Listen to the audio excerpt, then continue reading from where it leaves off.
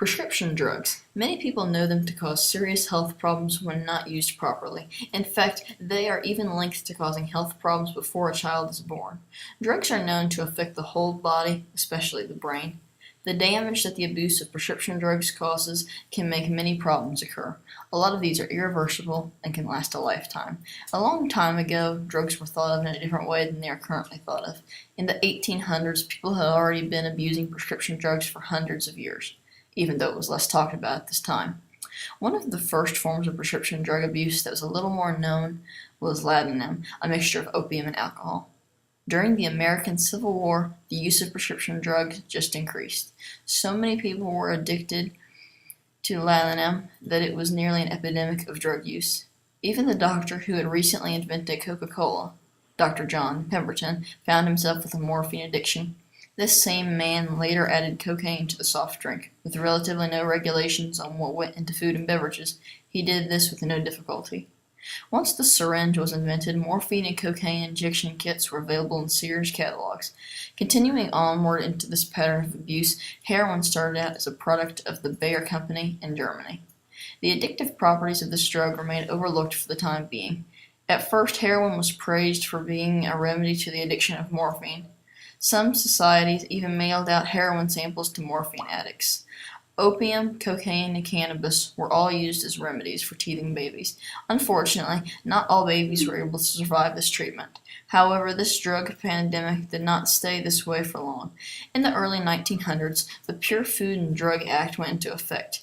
This act mandated that all ingredients and all products must be labeled. Soon after came the Harrison Narcotics Act of 1914. This act eliminated the casual consumption of alcohol, cannabis, cocaine, and opium by requiring a doctor-written prescription and a payment of tax before the drug could be distributed. These laws may have been a big step forward for this country, but it did not eliminate the illicit use of drugs. As the newly set laws were being more and more reinforced, many drugs dropped out of prescription drug status for many years. Over time, this all changed. Statistically, drug abuse has been once again on the rise since the 21st century started. This is due mostly to prescription drug abuse. Joyce Brodsky is a concerned local citizen. In her free time, she loves spending time with her animals, which consists of 2 turtles and 7 cats. She is very concerned about the use of prescription drugs as well as other drugs in her community. One time when my son was a teenager, he had a friend of his from high school over to stay all night, and then he woke me up and told me that his buddy had got up and wanted some drugs. And my son told him that he didn't have any drugs, he didn't take drugs, he didn't have any drugs. And so he had gone through the cabinets and he found my heart medication. And he took several of the heart pills and he was all dizzy and falling around. Heart medicine that I had was to slow my heart down. And so it slowed him down too. And he was all agitated and he didn't really want to be slowed down. And so my son was scared, came and got me. And so I just called his mother and told him what he had done and that I was on my way to bring him home. But that was like 20 years ago. Teenage boy and taking him home to his mom, she worried about who I would tell, what other mothers would know that he did that sort of thing. And I think that probably helped them a lot, because she called me later and thanked me. And he was pressured probably not to do it anymore. You don't know. It doesn't say on the bottle usually what it'll do to you or anything. Some people don't value life. They don't value their life when they go out and do something like that. So I guess it's been going on. It just wasn't so out there for us to all hear about on the news and everything. That was the first time anybody ever that I knew had done anything like that. And it's just gotten completely out of hand now. I think that the people who sell it to them and the people who buy it, they do things they wouldn't maybe be, depending on what drugs they're taking, they do things they wouldn't be brave enough to do without it. And maybe somebody wants to steal want to get some more, and they get a gun somewhere, rob some people's houses, or get people's purses and things like that. Or the guy they buy it off of, that's what he uses his money, is to go get a gun. And it's not any good for people to carry guns in their purses or in their back pocket or something. Because then we'd be discussing that problem. If you had any teenagers over in your house, you just have to lock up everything. Put the key around your neck. People don't have the self-control about anything anymore. The prescription drugs and all kinds of things like they used to. They haven't affected my life too much except that one thing. But nothing like that ever happened to me again. I just keep mine put away. The people that have the prescription drugs and their doctor prescribed it, they need to put it in a safe place. If they ever have a party or anything like that, it needs to be in a locked up place. So often you have a party and you have people of all ages. It's not just kids doing it.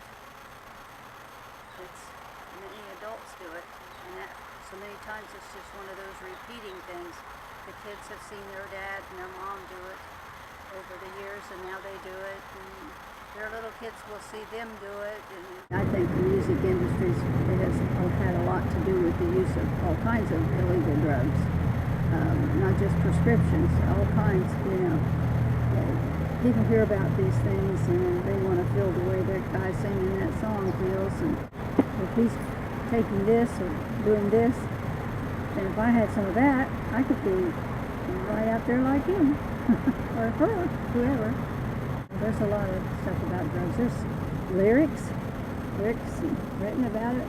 And the element of some of the entertainers it's right there on the same level as the people who are going out and stealing the drugs or buying them on the street. They're, started out like shock value in their songs. They want to shock us, but there's so much happening nowadays that almost all of us can't be shocked too much anymore. I really do believe that there's two people behind it. The pharmacy and the doctor are the two that, if the doctor doesn't give you a prescription, you can't take it there. And if you go there and say, I was taking this and it ran out and I need some more and all, and the pharmacy says, well, how about you give me $10 more for it? Maybe I can find some back there or whatever. So those are the two worst people. They're supposed to be good community people. And the kids that do it, and the parents who don't do something about it when they see their kids taking these things. Molly Brown works in the labs at Life at COSI.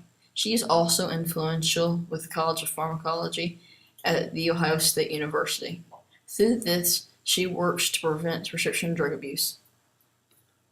Most of my knowledge of prescription drug abuse is through my work at Ohio State, and we have an initiative, it's called the Generation RX Initiative, where we go out in the public and we educate teens and adults and even young kids about medication safety principles and also the abuse of prescription products. So I actually know quite a bit in detail. Prescription drugs are just like any drug. So if you think of a drug in general, it's really just a chemical that elicits some response in our body. So it modifies some natural system in our body. And so prescription drugs aren't any different than illicit street drugs or even something as simple as caffeine.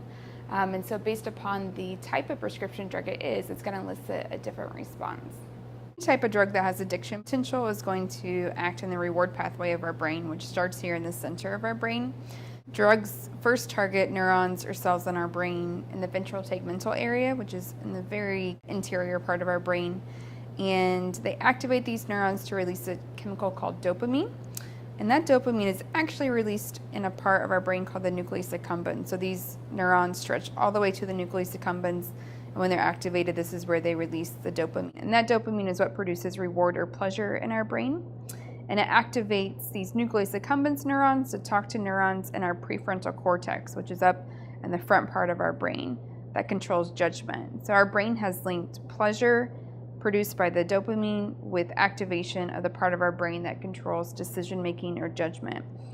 So when these neurons in the frontal cortex are activated, it links whatever you did to produce a pleasure or rewarding feeling in the nucleus accumbens with that was a good decision, and so we should repeat the behavior. So if you abuse a drug again, then again, you're going to go through that same cycle and that same pathway is going to be activated. Eventually, if you continue to abuse a drug over time, the dopamine that you're releasing in the nucleus accumbens, your brain adapts to the presence of that dopamine, understands that the constant release of that on a regular basis is not normal. And so it will actually tailor back the amount of dopamine release, where individuals can actually die from overdoses because they continue to increase the dose of the drug that they abuse. If you look over a lot of data that shows different kind of epidemics in our country of drug use, so in the 70s and 80s and early 90s, you see this rise in drug use that was attributed to an epidemic due to cocaine use. And then it kind of laid stable. And then over the course of kind of in the 21st century, so really in the last 15 to 20 years, you see this sharp increase in drug use in our country. And that's really been due to the abuse of prescription drugs. And so that has been on the rise. And in the past 5 years or so, I would say people have started to look at that data and realize there is a problem of prescription drug abuse in the rest of our country. And so we're starting to put these prevention efforts towards trying to get those numbers down. And although they're not declining as sharply as they were rising, we are seeing that our efforts are helping. So it's going to be a while before we start to see that decline again. There's actually quite a bit of data here in Ohio to support that many of the prevention efforts that we're doing from an educational standpoint are helping to reduce the number of, for example, ER visits or emergency room over the course of the past year or two. Also, the number of overdose deaths in Ohio due to unintentional drug poisonings. We see a difference in those numbers. So at Ohio State, we have a large initiative along with the Cardinal Health Foundation to kind of have prevention more on the forefront of education. So out there in the community, raising awareness through education. But our government here in Ohio has a task force that they've put together, and they're doing a lot of prevention efforts aimed towards changing legislation and regulation around laws. So all of that combined is helping to combat this problem in a more financially reasonable way than other measures that might be taken.